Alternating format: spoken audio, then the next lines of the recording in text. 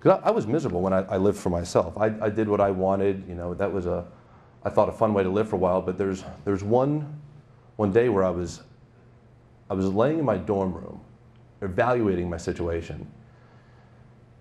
It was almost like a moment of humility where I said, so how's this working out? You're doing it your way. Should be a fun ride, right? You're doing everything you want. Then why are you miserable? Why are you hollow and empty inside? Why do you just feel this lacking that you can't fill? No party can fill it. No girl can fill it. None of it. So how's it working out? And it was the one moment of humility in that whole struggle, let me tell you. But I remember thinking, after having not prayed for a long time, in fact, when my mother asked me what my prayer life was like, I looked at her with contempt and said, are you serious? Pray to him again after all that? I'm going to look like an idiot to myself if I pray to him after everything he's put me through. That made me angry that she even asked, because I felt like she was saying, are you stupid? And I was going to say yes if I had prayed. But in that one moment when I was looking up at the ceiling of my dorm room, I said, God, don't let me die tonight, because I'm going to hell if I do. And I believed it, because I was rejecting him every chance I had.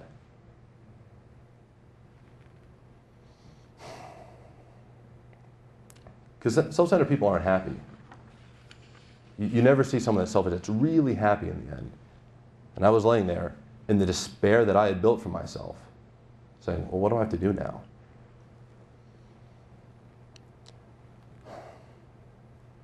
And when I finally decided to embrace faith again and try a different route, I started learning some of these things. But I also realized that faith starts with one decision, but it doesn't end there, because that's belief.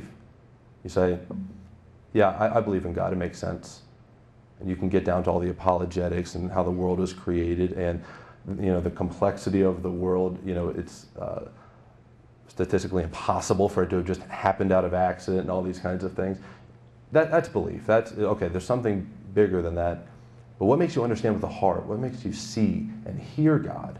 It's very unique and different from just believing. I compare living a life of faith to being an alcoholic. Never been one, but I've heard a lot about what the struggle is like, because it's becoming so much more common. And people that are alcoholics, they have to wake up every day and decide not to drink. And when you're a sinner, we all are. When you're a sinner, you have to wake up every day and decide to live for Christ. Because we have this strange compulsion, like alcoholics do to drinking, strange compulsion to do what we want first, and then think, what does God think of that?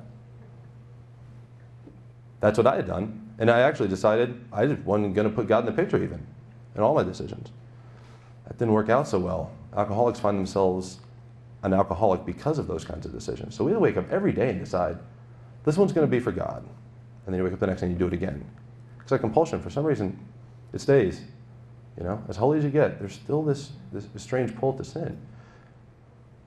But when you see and you hear and you understand with the heart, that you're able to transform your life. Because God can bring good out of everything. I just finished reading over Christmas The Hobbit by J.R.R. Tolkien. It's a really good book. If you haven't read it, I do recommend it. It's a good read, even if you don't pull all the spiritual complexities out of it that people say are there. It's just an interesting tale, if nothing else. And if you've seen the Lord of the Rings movies, you know some of the characters I'm about to mention. But Bilbo Baggins is a hobbit, and he goes on this journey with a number of dwarves that are with him. And he survives all these near-death experiences. He's almost killed by spiders and trolls and goblins. He almost freezes to death. He almost drowns. He almost starves to death. He goes through all of these wild adventures.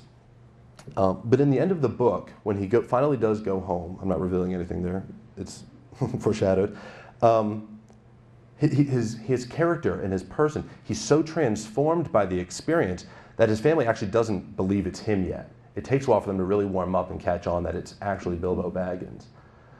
My question is, does your faith transform you that way? Because you should be almost unrecognizable from the person you were before with faith. I think that's what's the difference between understanding with the heart and being a believer. that there's something so different that you're almost like a new person. And in the last page of the book, Gandalf, who's a wizard and a good friend of Bilbo, they're discussing the prophecies that predicted the success of their journey. A lot like Jesus that I mentioned earlier, said the prophecies of Isaiah will be fulfilled. Bilbo asks, then the prophecies of the old songs have turned out to be true? And Gandalf replies, of course. And why should they not prove true? Surely you don't disbelieve the prophecies because you had a hand in bringing them about yourself. You don't really suppose, do you, that after all your adventures and escapes, they were managed by mere luck, just for your sole benefit? You are a fine person, Mr. Baggins, and I'm very fond of you. But you're only quite a little fellow in a wide world after all. And then Bilbo says, thank goodness. Because it's strange that even though he's so transformed and his life is so different and he's so much tougher and more resilient and all these things, in the end, the weight of the world isn't really on you. There's something bigger out there. In the book, they got it as a prophecy and all that stuff. For us, it's the promises in Scripture. It's the Bible. It's Jesus. Those are the things that are really going to transform you. But yet you don't have to rest everything on yourself, even though you're so transformed. That should be comforting in a way. Because even if you go through cancer or you go through a divorce or financial hardship, especially nowadays, people's spiritual lives in some places they're falling apart because of all that. You can rest it on. You can rest it somewhere else, somewhere safe. You got to get like God in though, because I spent so much time not wanting to let him in. I just resisted that. You got to let him in. Once you let him in, you start to go from a believer to someone who understands with the heart, someone who really sees and hears. I'd like to leave you, well actually before I do that, let me ask you a question. If your faith today was tested with something as tough as cancer, or a child with cancer, or sudden financial downfall, where would your faith be? How would the structure of your faith withstand the wind and the rain and the things that are compounding upon that? Because it'll happen at some point. Everyone suffers. How would your faith survive it? Would you still see? Would you still hear and understand with the heart? That's something for you to evaluate. And if not, you have to invest. That time of apathy is what got me. Where I just kind of let it fall. Yeah, I pray a little bit here and there because I'm supposed to. I'd go to church on Sundays. Chuck Colson calls them the nodding regulars. It's just got to go and they agree. But it's not really sinking in yet. Evaluate whether or not you're in that situation. So I suggest you get back to investing.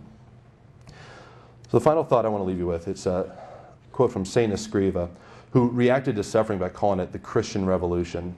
And I love this quote. It's great.